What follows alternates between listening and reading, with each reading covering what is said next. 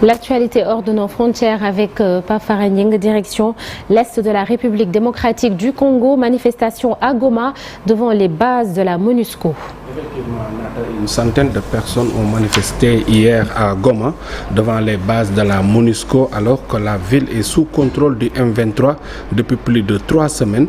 Des manifestants ont fait un sitting devant les portes de la mission onusienne pour demander son départ, tout comme celui des autres forces internationales, mais aussi l'évacuation d'urgence des militaires de l'armée congolaise qui se seraient réfugiés dans les sites de la MONUSCO. Guerre en Ukraine. Le Kremlin a confirmé hier donc ce dont tous les médias russes parlent depuis plusieurs jours. Ce mardi, des délégations de haut niveau venues de Washington et de Moscou se rencontrent pour, entre autres, dit le Kremlin, parler de l'Ukraine, autrement dit, débattre de la plus grande guerre sur le vieux continent depuis 1945 sans l'Ukraine et sans les Européens. Donc les Européens pour désamorcer un peu le dialogue entre Donald Trump et Vladimir Poutine sur l'Ukraine. Les dirigeants de pays que les Européens se sont réunis en urgence hier à Paris pour afficher un front uni, mais ont aussi étalé leur division sur l'envoi de troupes de maintien de la paix. Une réunion qui s'est tenue à la veille de la première rencontre directe de haut niveau entre Américains et Russes en Arabie Saoudite pour parler de sommet Trump-Poutine pour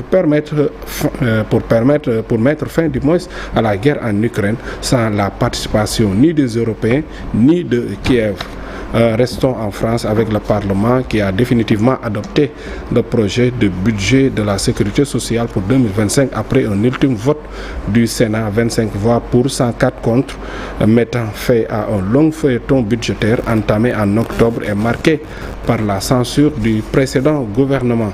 Terminons au Canada, un avion bombardier CRJ-900 de la compagnie américaine Delta Airlines avec 80 personnes à bord a eu un accident à l'atterrissage à Toronto hier, terminant sa course à l'envers sur le tarmac.